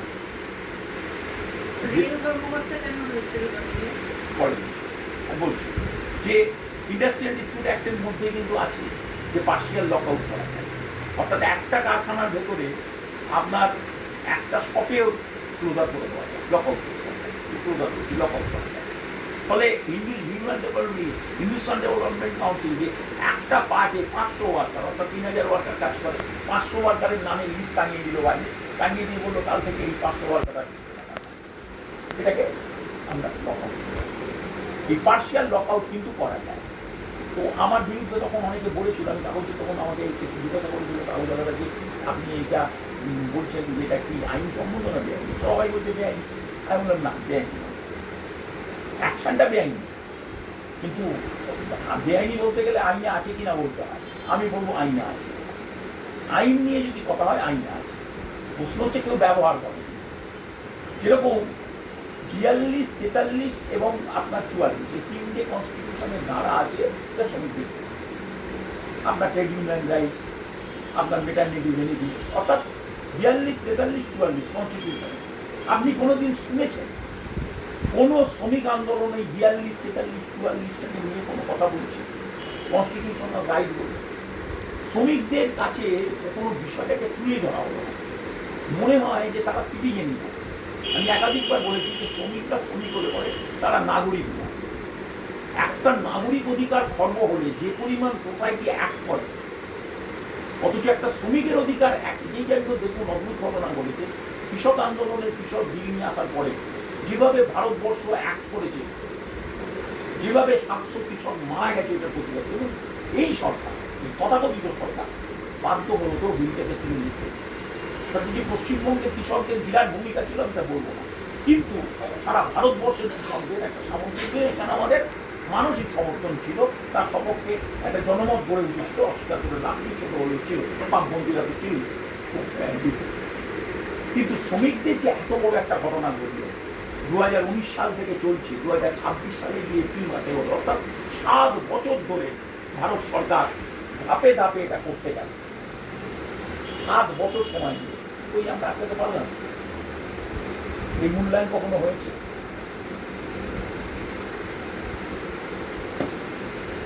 আমি একটা জিনিস বারবার বলি যে দেখুন, শ্রমিকদের কাছে ট্রেড ইউনিয়নের কোনো অল্টারনেটিভ হয় না। আমার কথার মানে এটা দাঁড়াবে না, এবং আমি এ কথা বলতে রাজিও নেই, এবং যদি এটা ব্যাখ্যা হয় আমি ভুল স্বীকার করবো, আমি বলতে চাইনি, এটাই বলবো। সেটা হচ্ছে যে শ্রমিকের কাছে একমাত্র বিকল্প ট্রেড ইউনিয়ন, এবং ট্রেড ইউনিয়নেরও একমাত্র বিকল্প, এটার কোনো বিকল্প নেই। কিন্তু প্রশ্ন হচ্ছে যে এই ট্রেড ইউনিয়ন এই ফর্মে এই আটকাতে পারছে না। এই ন্যায্যতা এবং এই স্বীকারটা করা দরকার, এই স্বীকৃতিটা দরকার, স্বীকারার্থীটা দরকার। আজকে যখন লেবার কোডটা হলো, ভয়াবহ, আপনাদের লেবার কোডটা নামেই লেবার কোড। আজকে ভারতবর্ষের মধ্যে লেবার কোডে যদি ইমপ্লিমেন্ট করতে চায় এই সরকার, প্রত্যেকটা জিনিস ইমপ্লিমেন্ট করছে, যখন আমি ধরে নিচ্ছি লেবার কোড ইমপ্লিমেন্ট হবে। যদি লেবার কোড ইমপ্লিমেন্ট করে তাহলে কোনো লেবারেরই কোনো রাইট থাকবে না। কারণ প্রথমেই আমি বলে দিলাম আপনাকে ছাড়াই করবে, আপনি কোনো করতে পারবেন না। তার কারণ আপনি যদি 300 জনের ওপর কারখানা হয় তবেই করতে পারবেন। তো 300 জনের ওপর কাজ করে এমন সংস্থা কোথায়? সংখ্যায় কতজন ভারতবর্ষ জুড়ে? 300 জনের নিচেই হচ্ছে সংখ্যাটা 80%। তারপরে এখানে আইনটাই কার্যকর থাকছে। তো যেখানে আইনই কার্যকর থাকছে না সেখানে আপনি কি করবেন? এবং আগে যেটা ছিল, যেটা আমরা ন্যাশনাল লাইব্রেরিতে এটাকে আমরা কাজে লাগিয়েছিলাম, আরও অনেক জায়গায় আমি পরামর্শ হিসেবে দিয়ে তাদেরকে রিকোয়েস্ট করিয়ে তাদের প্রিন্সিপাল এমপ্লয়ার যদি ওটা কন্ট্রাকচুয়াল লেবার থাকে, যদি সেই কন্ট্রাকচুয়াল লেবারের ওয়েজটা যদি প্রিন্সিপাল এমপ্লয়ার না দেয়, মানে এই কন্ট্রাক্টর না দেয়, তাহলে তার লাইবিলিটিস হচ্ছে প্রিন্সিপাল এমপ্লয়ার। এটা ন্যাশনাল লাইব্রেরিতে কন্ট্রাক্ট লেবারদের যখন কন্ট্রাক্টররা যখন তাদের ওয়েজটা দিল না, সামনে পুজো 6 মাস পাচ্ছে না, তখন প্রিন্সিপাল এমপ্লয়ারকে ধরে আমি মামলাটা করা হবে এবং সেই মামলায় একটা সিট একটা হিয়ারিংয়ে অর্ডার রিপোর্ট দিলাম এবং বাধ্য হয় ন্যাশনাল লাইব্রেরি রিপোর্টের সংস্থা সেন্ট্রাল গভর্নমেন্ট বাধ্য হয় ওই পুরো টাকাটা কন্ট্রাক্টার যেটা দিচ্ছি দেয়নি সেই পুরো টাকাটা পেয়ে এটা ছিল। এখন কিন্তু সেটা পাবে না, এখন কিন্তু কোনো প্রিন্সিপাল এমপ্লয়ারের লাইবিলিটিস আর থাকবে না, অর্থাৎ কন্ট্রাকচুয়াল সিস্টেমটাকে পুরো আউটসাইড অফ দ্য এতে নিয়ে চলে গেল। যে কন্ট্রাক্ট মানে হচ্ছে আপনি সার্ভিস প্রোভাইডার করে দিলেন এবং এই সার্ভিস প্রোভাইডারের সঙ্গে ডিরেক্টলি এস্টাবলিশমেন্টের কোনো রিলেশন নেই, আইনত আর কোনো রিলেশন থাকবে না। এবং এখানে যে ওয়েজ না দিলে আগে যেটা ছিল যে আপনি ওয়েজ দিল না, আপনি সঙ্গে সঙ্গে কোর্টে এই এতে এফআইআর থানাতে দিয়ে এফআইআর করতে পারতেন। আমাদের এখানে যে ওয়েজ ইন্সপেক্টররা ছিলেন তাদেরকে এমডাব্লিউ ইন্সপেক্টর বলতো, মিনিমাম ওয়েজ ইন্সপেক্টররা বলতো। 241টা ব্লক, 341টা ব্লকে 341টা ব্লকে আপনার 341 জন এই মিনিমাম ওয়েজ এমডাব্লিউ ইন্সপেক্টর ছিল। তাদের কাজই ছিল যে আপনি সরকার নির্ধারিত মজুরি দিচ্ছেন কি দিচ্ছেন না একটা শিডিউল, সেটা দেখে তার এগেনস্টে যদি না দেন তাহলে এফআইআর করবে, কোর্টে যেতে যাবে, থানায় যাবে, এফআইআর করবে এবং তার ভিত্তিতে আইনত ব্যবস্থা নেওয়া হবে। ক্রিমিনাল প্রসিকিউশন এখানে আমাদের সমস্ত লেবার কোর্টে কোথাও আর ক্রিমিনাল প্রসিকিউশনের জায়গায় রাখা, অর্থাৎ এখানে কিন্তু করে দিল কি লেবার কমিশনার বলে কিছু নেই, এখন করে দিল ফেসিলিটেটর। ফেসিলিটেটর মানে হচ্ছে আপনি দুপক্ষকে বসিয়ে আলোচনা করবেন, সমঝোতা করবেন। ফেসিলিটেটর মানে হচ্ছে ফেসিলিটেট করবেন, সমঝোতা করবেন, কিন্তু কোথাও আপনার ওই স্কোপ নেই। আগে ছিল যে যদি আপনি একজনকে অ্যাপয়েন্টমেন্ট না দিয়ে, অ্যাপয়েন্টমেন্ট লেটার না দিয়ে তাকে অ্যাপয়েন্টমেন্ট দেন, এইগুলো ছিল আনফেয়ার লেবার প্র্যাকটিস এবং আনফেয়ার প্র্যাকটিস একটা ল ছিল এবং এই আনফেয়ার লেবার প্র্যাকটিসের ল এর ওপরই prevention of unfair labour practice pulp বলে একটা আইন ছিল মহারাষ্ট্র গভর্নমেন্ট। দেখুন শারদ পাওয়ারের মতো লোক হয়েছে, পাল্পের মতো আইন। শারদ পাওয়ারকে কি বললেন লেবার, তখন মুখ্যমন্ত্রী বলছিল মহারাষ্ট্র পাল্পের মতো আইন একটা করেছিল। এই পাল্পের আইনের নিয়মই ছিল যে যদি আপনি আমাদের এখানে একটা ওয়ার্কারকে ছাঁটাই করলে সেই ওয়ার্কার যদি আইনি লড়াই লড়তেও যায় তাহলে সমস্যা হচ্ছে যে তাকে আপনি কোনো স্টে অর্ডার দেওয়ার কোনো লেবার কোর্টের রাইট নেই। কোনো লেবার কোর্ট কোনো ট্রাইব্যুনাল কোনো স্থগিতাদেশ দিতে পারে না, অভিযোগ পাল্পে ছিল যে স্থগিতাদেশ দিতে পারে, অর্থাৎ স্টে হবে ততক্ষণ না পর্যন্ত তার ব্যাপারটা নিয়মিত হচ্ছে, অর্থাৎ মানে প্রমাণ হচ্ছে সে তার ঠিক বা বেঠিক যাই হোক, ততক্ষণ পর্যন্ত ওই ব্যাপারটা নিষ্পত্তি হওয়া না পর্যন্ত আইনত তাহলে যেরকম স্টে থাকে সেরকম স্টে। ফলে চাইলেই যে ছাঁটাই করে দিলাম যেটা মালিকরা চায়, তাহলে স্টে এখানে নেই বলে সুবিধা, যে যাও দিন ঘুরে বেড়া, এখানে সেটা সুবিধা। পাল্পের মতো আইন, কারণ পশ্চিমবঙ্গের বুকে 34 বছরের লেফট ফ্রন্ট গভর্নমেন্ট, 15 বছরের তথাকথিত তৃণমূল মন্ত্রিসভা, তাই কেউ পাল্পের মতো আইন করতে পারলো না। এবং আপনি যদি বলেন কেউ কি বলেছিল, আমি আপনাকে দায়িত্ব নিয়ে আমি অন্তত নিজে বলতে পারি, আমি বামফ্রন্টের সময় এমন কোনো বামফ্রন্টের সঙ্গে মন্ত্রীদের সঙ্গে আমার একটা ব্যক্তিগত বোঝাপড়া ছিল, খুব ভালোবাসতেন অনেকে, শান্তি বদল থেকে শুরু করে তদানীন্দ্র মিশির সরকার যিনি আইনমন্ত্রী ছিলেন থেকে শুরু করে মৃণাল ব্যানার্জি থেকে শুরু করে আমি সবার কাছে গেছি এবং আমার একটা অবাধিত দান ছিল। আমি গেছি, ডকুমেন্ট চেয়েছে, আমি কেস স্টাডিগুলো নিয়ে গেছি, মহারাষ্ট্রের যে কেস স্টাডি তার কেসগুলো ডকুমেন্টেশন করে আমি নিয়ে গেছি যে এই হচ্ছে সিচুয়েশনটা, কোন সমুদ্রে দেখা হ্যাঁ বলেছে নিজের উপর কিন্তু করেনি, আমি বুঝি কেন করেনি। লেফট ফ্রন্ট করেনি কারণ মালিকদের কাছে কোনো সিগন্যাল তারা দেবে না। একবার তারা করেছিল, আপনারা জানেন কোথায় যে আমাদের একটা ইন্ডাস্ট্রিয়াল ডিসপিউট অ্যাক্টে অর্থাৎ শিল্পগুলোর নিষ্পত্তি আইনে একটা সেকশন আছে, সেকশন 24। এই সেকশন 24-এ যে কোনো জায়গায় যদি আপনি লক আউট করেন বা আপনি যদি ক্লোজার করেন উইদাউট এনি অনুমতি পারমিশন, নোটিশ না, অর্থাৎ নোটিশ না দিয়ে আপনি যদি এই ক্লোজার বা লক আউট করেন তাহলে সেটা সরকার ইলিগাল ঘোষণা করে। বামফ্রন্ট সরকার দুটো জায়গায় এটা করেছে, ইলিগাল ঘোষণা করেছে। একটা ছিল কৃষ্ণা মানে আমাদের কৃষা ইঞ্জিনিয়ারিং, একটা এখানে করেছিল, একটা মেঘনা গিরিতে করেছিল, সাবধান মেঘনা গিরি, এই দুটো জায়গায় করেছিল। এবং তার জন্য মামলা হয়েছিল, হাইকোর্টে গেছিল এই এরা কৃষ্ণা কৃষা ইঞ্জিনিয়ারিংয়ের মালিক। গেছিল, গিয়ে বলেছিল যে কনস্টিটিউশনাল কনস্টিটিউশনাল রাইট, আমি আমার কারখানা কখন চালাবো আর কখন বন্ধ করবো এটা আমার পার্সোনাল রাইট। এটাকে তুমি হস্তক্ষেপ করবে, তুমি করতে পারো না দীর্ঘদিন। এবং শেষমেশ রাজ্য সরকারের বিপক্ষেই রায় হয়েছে হাইকোর্টে কনস্টিটিউশনাল, বুঝলেন? তো রাজ্য সরকার সুপ্রিম কোর্টে যেতে পারতো, কেন যায়নি সেটা আমি জানি না। এই ঘটনার পর রাজ্য সরকার একটু ডিফেন্সিভ যে মামলাতে, কিন্তু মামলায় যথেষ্ট পরিমাণ যা হয় এই মামলাগুলোতেও যে পরিমাণ প্রভাব করার সৃষ্টি করার দরকার, লড়াই করতে গেলে যেটা দরকার, সেই জিনিসগুলো বোঝাই যায় এই সিস্টেমের মধ্যে সেগুলো তাদের ছিল না বা তারা করেনি। যাই হোক, যেটা বলছিলাম, তো এই যে ধরুন আইনটা, এই আইনগুলো আমাদের দেশে রয়েছে, কিন্তু এই আইনগুলো কখনো কার্যকর হয়নি। পশ্চিমবঙ্গ তথা ভারতবর্ষের দিকে, পশ্চিমবঙ্গের দিকে আপনারা জানেন যে 800,000-এর মতো ফ্যাক্টরি এস্টাবলিশমেন্ট আছে। সেক্সুয়াল হ্যারাসমেন্টের ওয়ার্কপ্লেস আইনটা 2013 সালের আইন, 2013 সালের আইন 2016 সাল থেকে এটা ইমপ্লিমেন্ট করা হয়, 10 বছর হয়ে গেছে। এবং এই বিষয়কে গাইডলাইন ছিল, পরবর্তীতে আইন তৈরি হয়।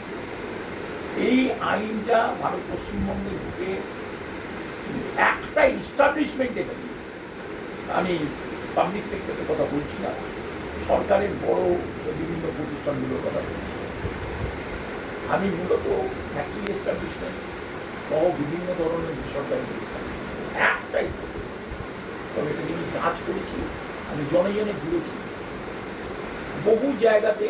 এই আপনারা জানেন যে এখন বহু জায়গায় কর্মী সংস্থান বেড়েছে, যেমন চা বাগান 80% নারী শ্রমিক কাজ করছে, যেটা 65-60%, 55-60-65%, 80%। তার কারণ যে রোজ এখন এই যে বলেছে না 300, আমাকে আমার বাড়ি থেকেও বলছে, অনেকে ফোন করে বলছি যে সুরেন্দ্র সরকার তো ভালো কাজ করছে, যেহেতু চা বাগান টাকা নিয়ে আমি কাজ করি ইত্যাদি, 314 কোটি টাকা তো এই চা বাগানের শ্রমিকদের জন্য বরাদ্দ করলো। আমি বললাম প্রথম কথা হচ্ছে 314 কোটি টাকা কি বরাদ্দ করছে, ভালো করে দেখি ফোন করে দেখলাম এগুলো সব মানে 314 কোটি টাকা প্রথমত বরাদ্দটা শুনিয়ে দিল ফিগারটা, বছরের শেষে দেখা যায় ওটা 3 কোটি টাকা হয়ে দিল।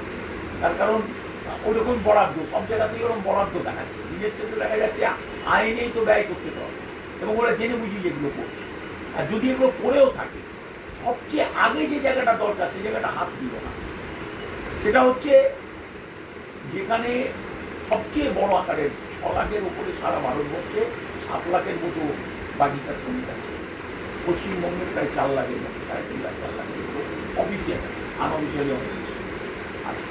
250 টাকা দিন, 8 ঘন্টা দিন, 250 টাকা, ওই জায়গাটায় হাত দিচ্ছ।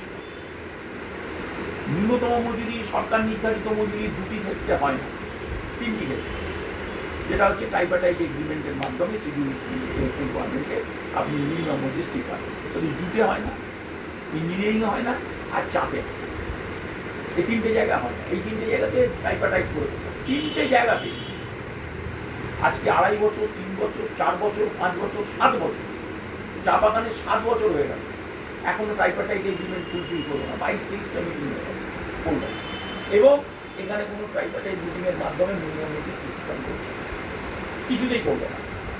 প্ল্যান্টেশন লেবার অ্যাক্ট দেখাতো, এখন প্ল্যান্টেশন লেবার অ্যাক্টের তো কিছুই বেনিফিট দেয় না, শুধু বোধহয় মিনিমাম ওয়েজেসটা ওই জায়গায় 250 টাকায় নিয়ে দিল। মানে minimum wages fixation, minimum wage এটা ফিক্সড নয়, এটা হচ্ছে ওই মালিকের সঙ্গে কথা বলে। আর মমতা ব্যানার্জি তো কোনো কিছুই মানে না, আলিপুরদুয়ারের বাই ইলেকশন, ওখানে গিয়ে ঘোষণা করে দিল সামনের মাস থেকে চা বাগানের শ্রমিকদের 250 টাকা করে আপনারা দেবেন। উনি মিনিমাম ওয়েজেস কি, ওয়েজেস কত, ইত্যাদি ইত্যাদি কোনো মানলো না, এমনি ঘোষণা করে দিল।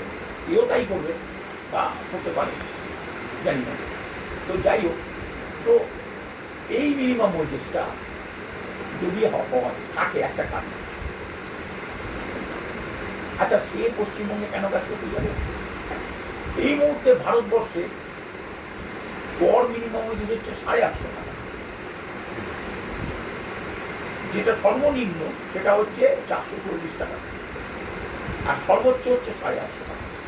এইটা হচ্ছে মিনিমাম ওয়েজ আর ম্যাক্সিমাম ওয়েজেস। আপনি মিনিমাম ওয়েজেসের তলাতেই 440 টাকা বেতন। ফলে এই যেখানে পশ্চিমবঙ্গের অবস্থা, সেখানে মাইগ্রেশন হবে না কেন? ওয়ার্কাররা যাবে না। 250 টাকায় কোনো মজুর শ্রমিক কাজ করতে চায় না বলেই উপর পাড়ে গেলেই 500 টাকা। কাজাটা স্ট্যান্ডে ভুটানে একচেটিয়া শ্রমিক ভুটানে চলে যাচ্ছে, ওপারে চলে যাচ্ছে। ভুটানে গেলেই 500 টাকা, চাকরিতে মিনিমাম 500 টাকা। ফলে এইগুলোকে কোনো সময় আলোতে আমরা আনছি, মানে সামনে আনছি। এটা যদি নাগরিক জীবনে কোনো সমাজের, বিভিন্ন নাগরিক সমাজে কোনো দাবি হচ্ছে, শিক্ষকদের অদূরাবস্থা নিয়ে যথেষ্ট কারণ আছে, নিশ্চয়ই বলা উচিত, বলা হচ্ছে, আমরা সমর্থন করি। কিন্তু যতটা হাইলাইটেড মিডিয়া থেকে শুরু করে সর্বত্র, আপনি শ্রমিকদের এই হালটা নিয়ে কথা নেই।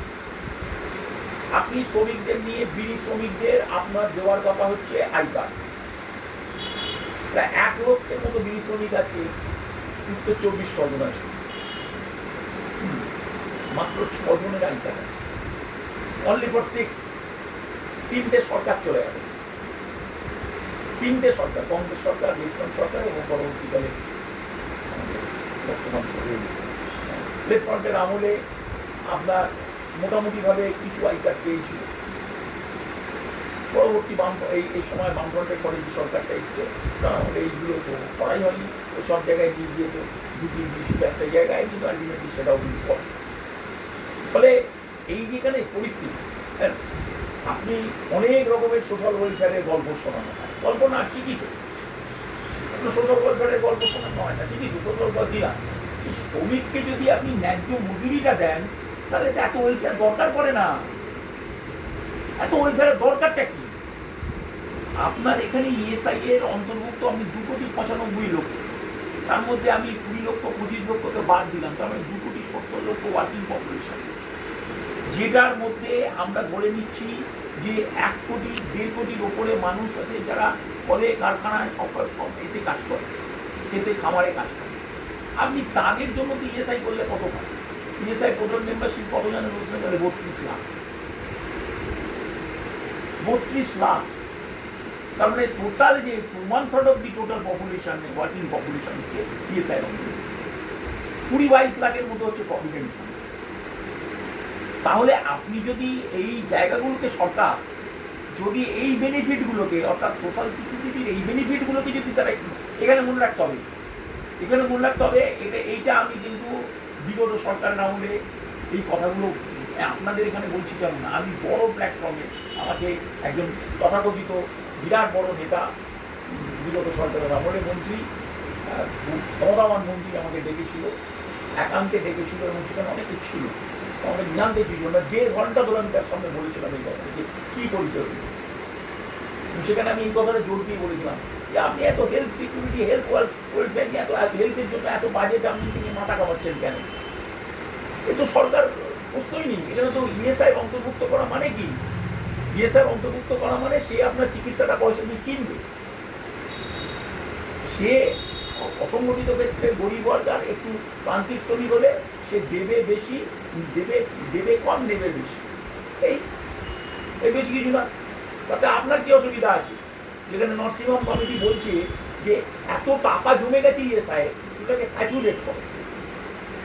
আপনাদের বলে রাখি, আরডির যে রিজিওনাল ডাইরেক্টর এই অফিসে বসে, এইখানে বসে রিজিওনাল ডাইরেক্টর তার টিম নিয়ে এসেছিল আমার সঙ্গে কথা বলতে, টিম নিয়ে এসেছিল, পুরো টিম, যে ইএসআই এর অন্তর্ভুক্তিতে কী কী সমস্যা।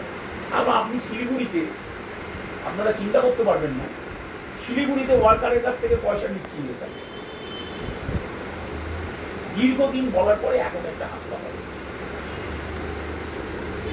এবং বাইরে টাই আপ, শুধু টাই আপ, গোটা ইএসআই ব্যবস্থাটা হচ্ছে দুর্নীতিতে টাই আপ। একটা অ্যাপেন্ডিক্স অপারেশন করছে 1.5 লাখ টাকা, একটা গলব্লাডার অপারেশন 3 লাখ টাকা বিল সব, এবং সেই বিলগুলো আবার আমার এসেছি ঘটনা চক্র, আমি দেখেছি।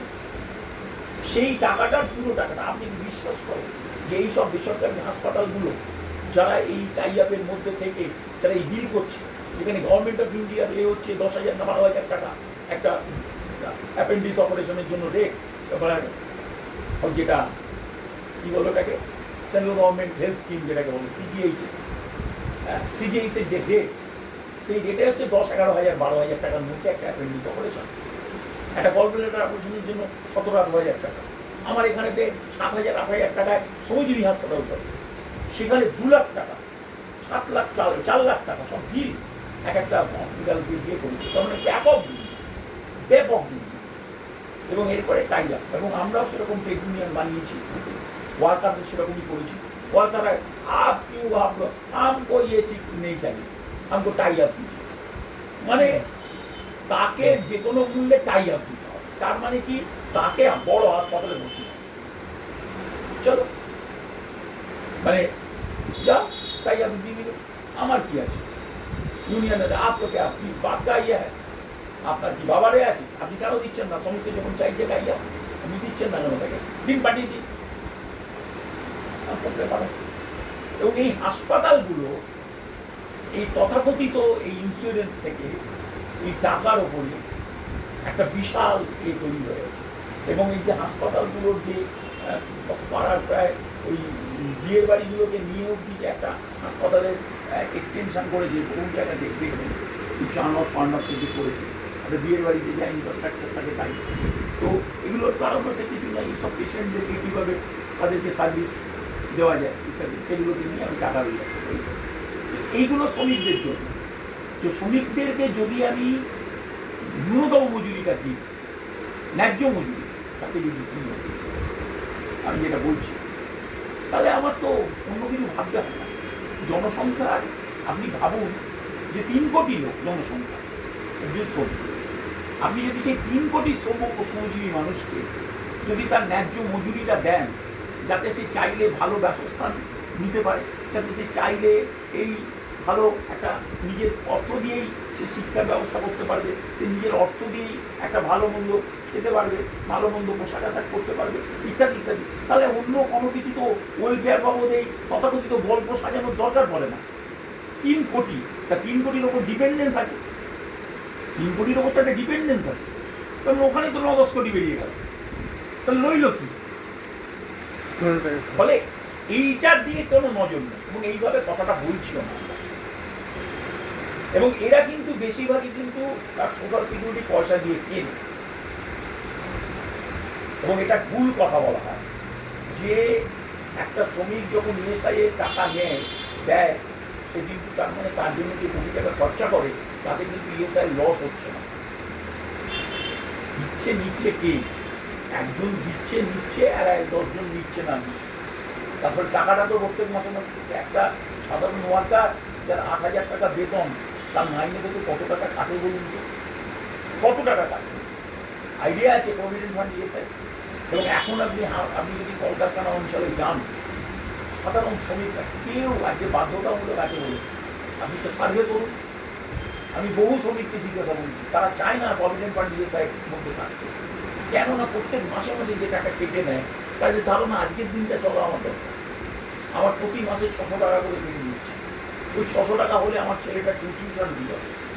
অত লং টার্মে সে ভাবতেই রাজি না, অত লং টার্মে এমন সিচুয়েশনটা।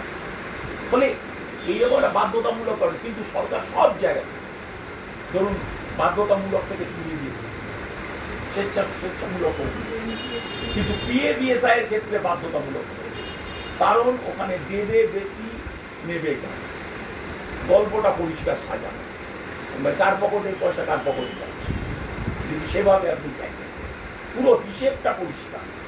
এবং সব জায়গাতে শ্রমিকদেরকে কিভাবে, আমি শ্রমিক বলতে শ্রমিক মানুষের কথা বলছি, কিভাবে তাদেরকে আইনত তাদেরকে, প্রথমত আমরা ব্রিটিশ আমলের আইনের থেকে যেভাবে ধীরে ধীরে শ্রমিকদের যে পরিণতি হয়েছে ট্রেড ইউনিয়নের ক্ষেত্রে, আপনি ভাবতে পারেন ডোমেস্টিক ওয়ার্কারদের বলে আমি একটু থামবো, তারপরে প্রশ্ন নেব।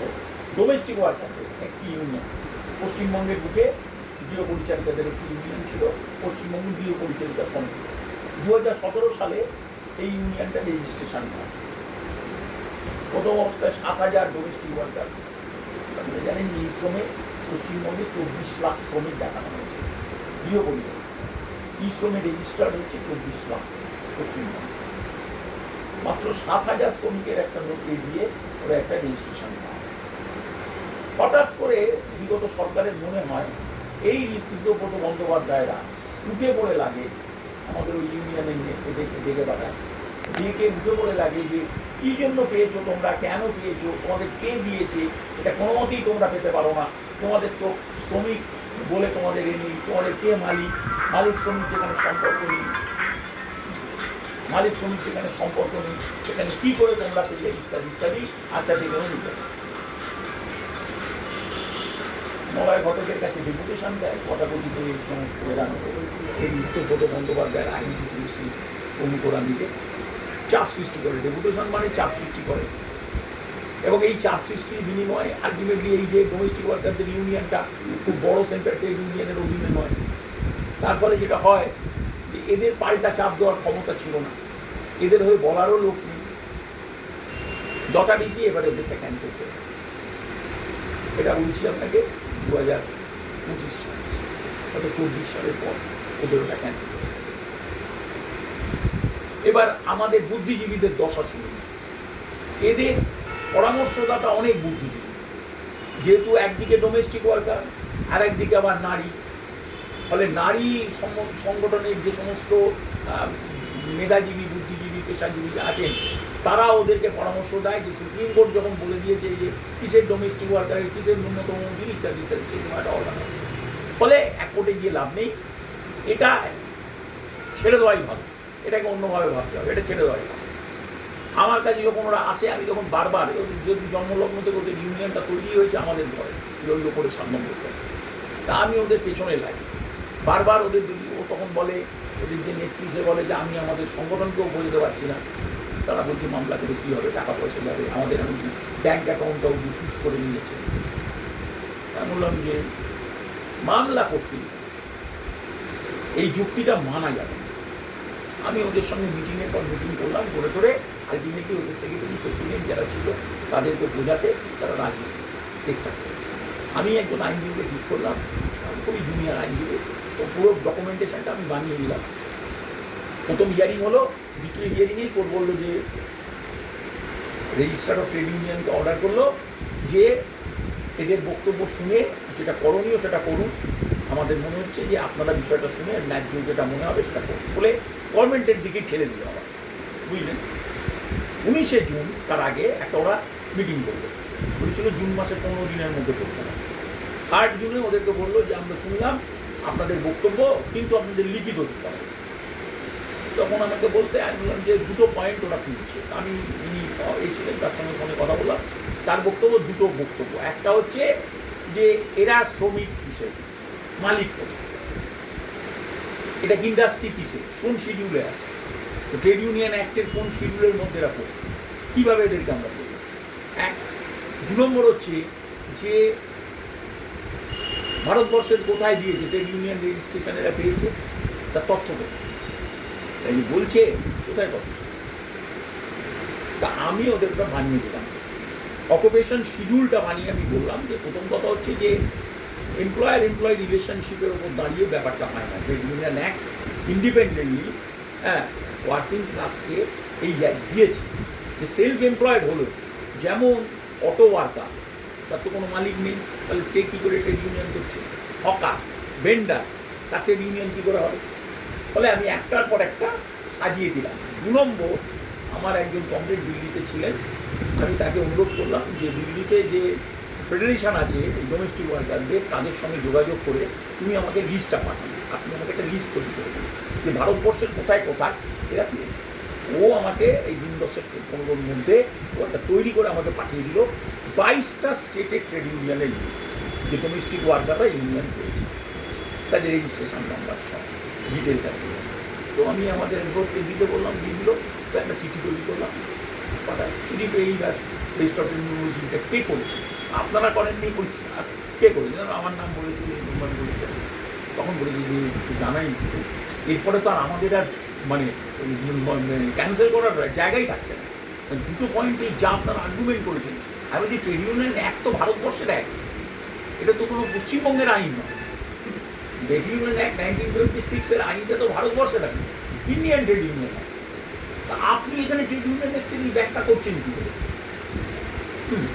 তো দুর্ভাগ্যজনক আমার এটা শেষ কথাটা এইটা যে এই যে লড়াইটা ধরুন একটা ইন্ডিপেন্ডেন্ট ছোট্ট একটা ইউনিয়ন তার জায়গা থেকে দিল, বড় বড় ইউনিয়ন আপনি এখনো গেলে পরে শুনতে পাবেন আমরা চেয়েছি ওরা আমাদের দেয়নি, আমরা বহুদিন থেকে 25 বছর ধরে সব জায়গায় বলো শোনেন ডোমেস্টিক ওয়ার্কারদের জন্য আমরা কতবার 25 বছর ধরে চেষ্টা করে যাচ্ছি ইউনিয়ন হয়। চেষ্টা করছো কোথায়? চেষ্টাটা কি সত্যি চেষ্টা?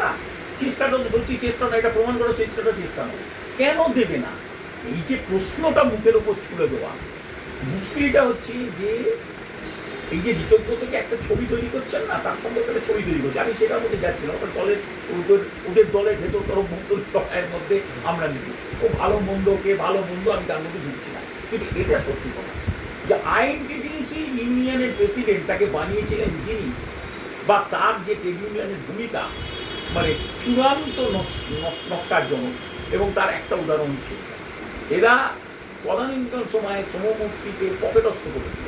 আপনারা আশ্চর্য হয়ে যাবেন, লেবার ডিপার্টমেন্টে কোনোদিন কোনো ট্রেড ইউনিয়নকে অফিস দেওয়া হয়নি।